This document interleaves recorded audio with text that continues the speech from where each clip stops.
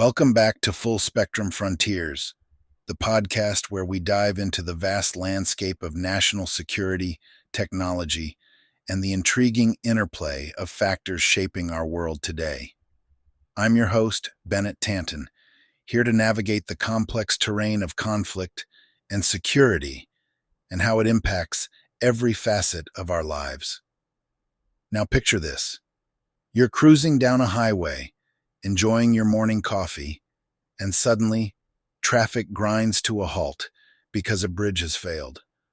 Or imagine sitting at home, binge watching your favorite series when the power goes out, not just in your house, but across your entire city. Sounds like a plot from a disaster movie, right?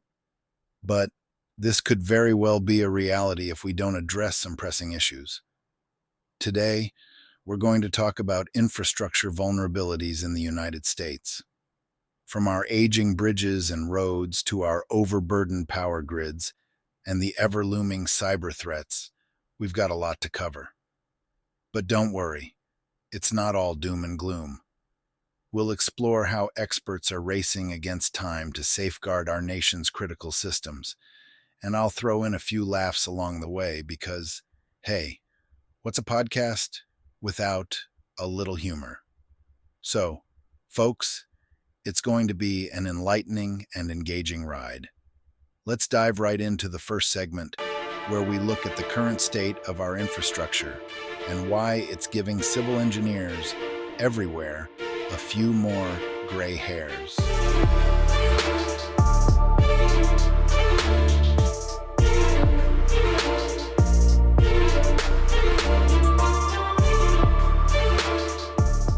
All right, let's kick things off with a lay of the land.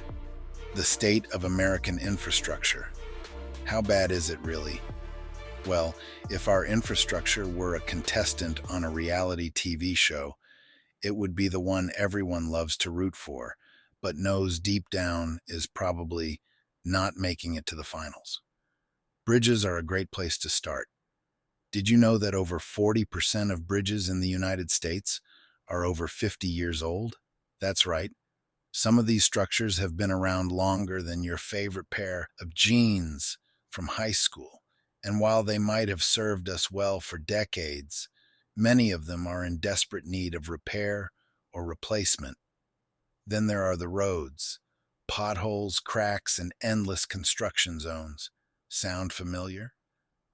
The American Society of Civil Engineers, ASCE, gives our roads a grade of D. Yeah, not exactly the honor roll. This means many of our roads are in poor condition and can't handle the increasing traffic loads. And let's not forget about our power grids. These grids are like that old computer you refuse to replace, slow, and prone to crashes. The U.S. electrical grid is a patchwork system that's struggling to keep up with modern demands. The ASCE grades our energy infrastructure at a C, which is basically the report card equivalent of needs improvement.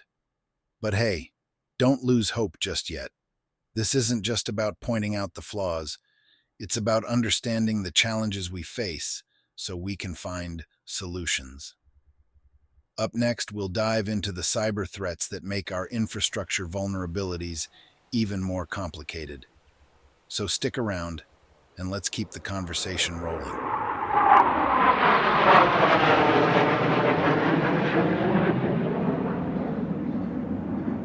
All right, let's move on to a topic that sounds like it was ripped straight from a sci-fi thriller: cyber threats. Now, I know what you're thinking: hackers, digital espionage, cyber ninjas in dark rooms. It's all very dramatic, but it's also very real. Imagine our infrastructure as a giant, complex puzzle. You've got roads, bridges, power grids, water systems. All these pieces fit together to keep our society running smoothly.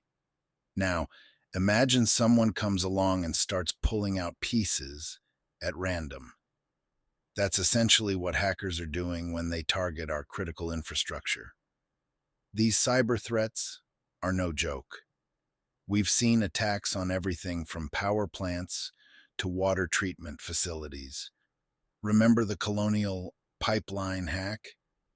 It caused massive fuel shortages across the East Coast. Hackers managed to shut down a major fuel pipeline, leading to panic buying and long lines at gas stations. It was like a scene from Mad Max, minus the cool cars and leather jackets. And it's not just fuel pipelines at risk. Power grids, transportation systems, and even our water supply are all potential targets. These systems are often interconnected, meaning a successful attack on one could have a domino effect, disrupting multiple services at once. Talk about a nightmare scenario. But don't start hoarding canned goods just yet. There are brilliant minds working around the clock to defend against these threats. Cybersecurity experts are the unsung heroes of our time, and they're constantly developing new strategies to protect our infrastructure. In the next segment, we'll take a look at some real-life examples of infrastructure failures and what we've learned from them. Stay tuned, folks. We're just getting started.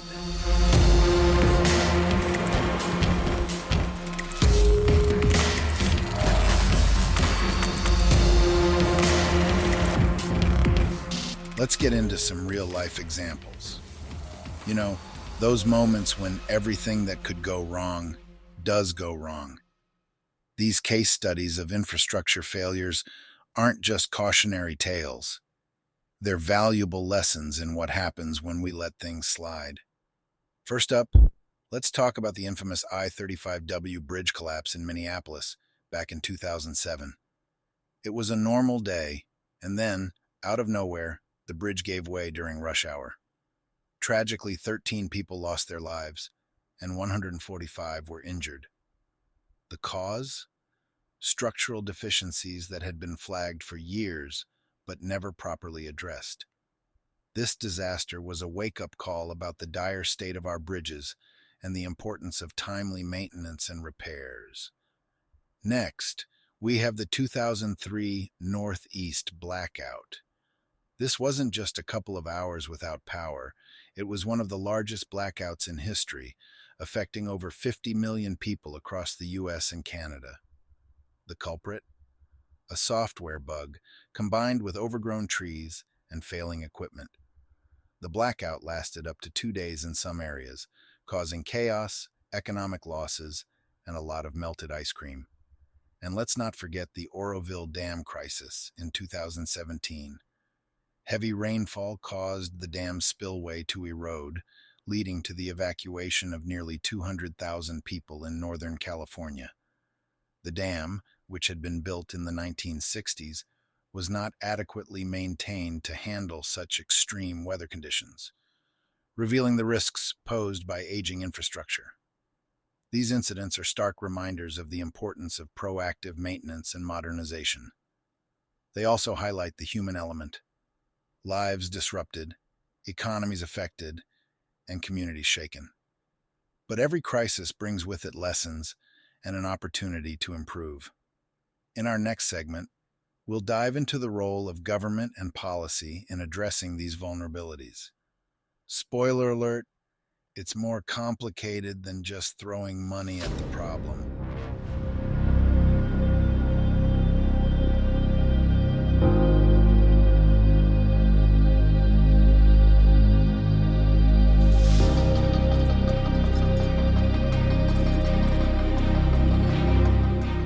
All right, let's talk about the role of government and policy in all of this.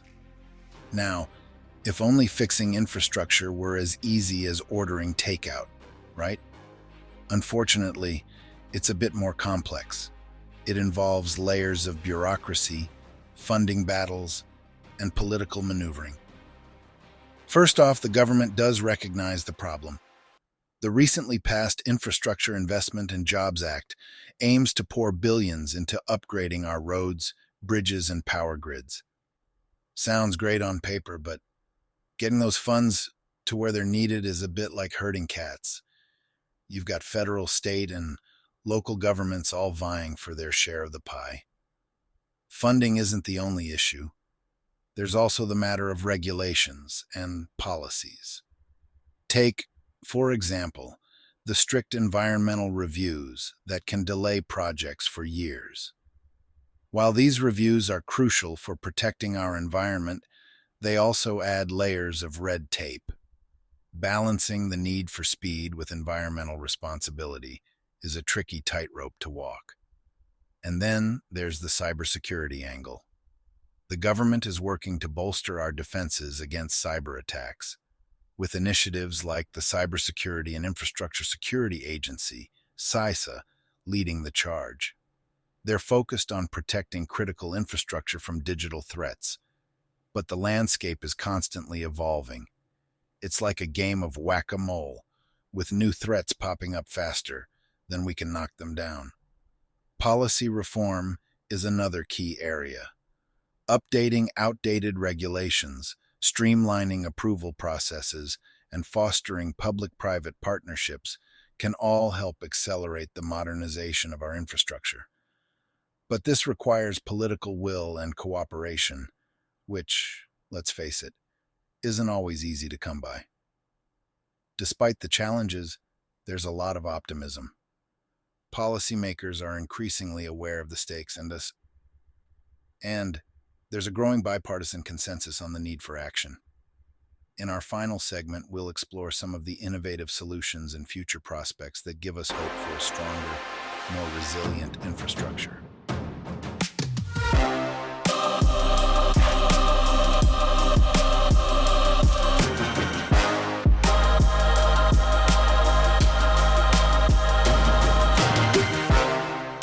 Let's wrap this up with some optimism. Despite the challenges we've discussed, there's a lot to be excited about when it comes to the future of American infrastructure.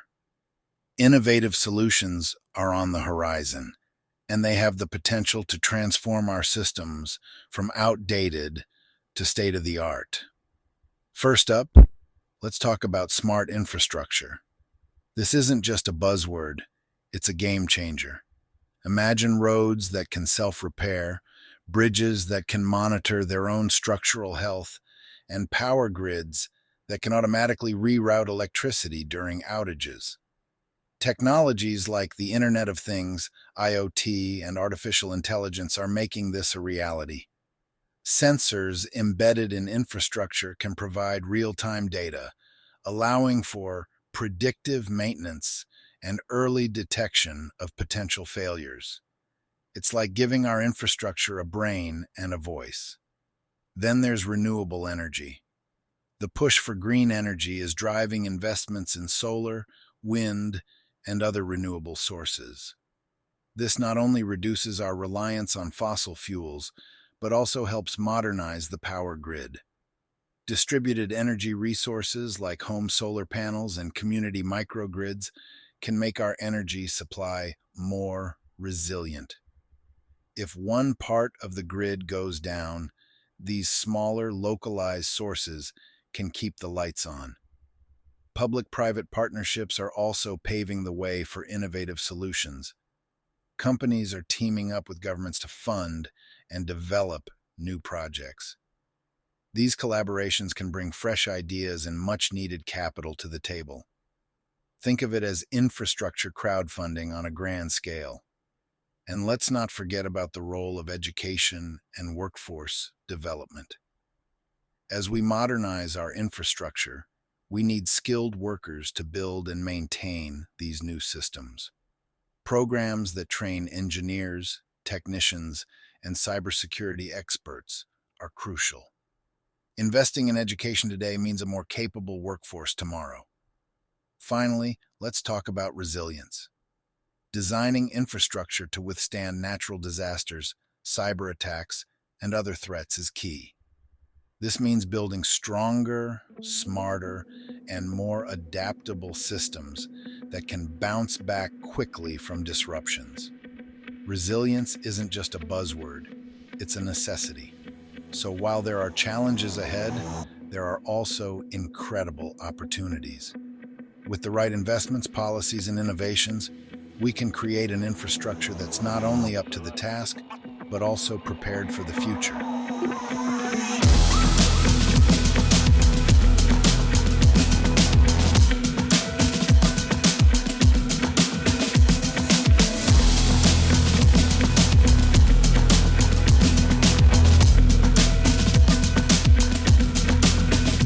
And there you have it, folks. A deep dive into the vulnerabilities and potential of America's infrastructure. We've covered the grim realities and the exciting innovations that are set to change the game. It's a complex issue, but with the right approach, there's a lot to be hopeful about. Remember, our infrastructure is the backbone of our nation. It affects everything from our daily commutes to our national security. Staying informed and involved in these discussions is crucial. If you enjoyed this episode, make sure to subscribe and share it with your friends. Let's keep the conversation going and work towards a brighter, more resilient future. Thanks for tuning in to Full Spectrum Frontiers. Until next time, stay curious, stay informed, and keep exploring the full spectrum of what makes our world tick. I'm Bennett Tanton, signing off.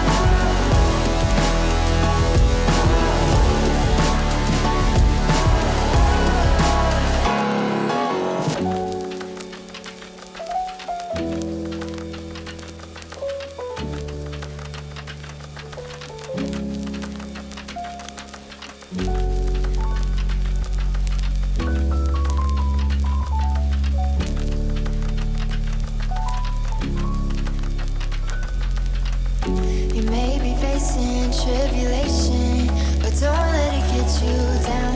What I'm saying may take patience, but you're gonna make it out. I scorch my own 2 feet to pull you to safety. When the fires are burning